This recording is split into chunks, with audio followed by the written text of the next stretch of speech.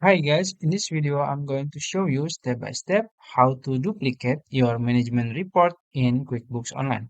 It's going to be very easy and simple step. So first you can go to your QuickBooks Online account, you can log into your account and then you can navigate to the left side of your screen. You can go to reports menu here and then go to your management reports here. Click on it. And then as you can see, I have three reports here: company overview, sales performance, and expenses performance. So let's say I want to duplicate this company overview. So I'm going to click this drop down here. And as you can see, there is option to duplicate your management reports. You can click on it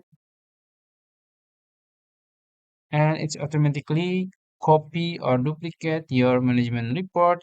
You can, customize it by click this one and click edit. You can customize it. Maybe you want to change the name, the cover title in this report, and also the subtitle if you want. And you can also put the report period and the period time. And also you can choose the disclaimer here.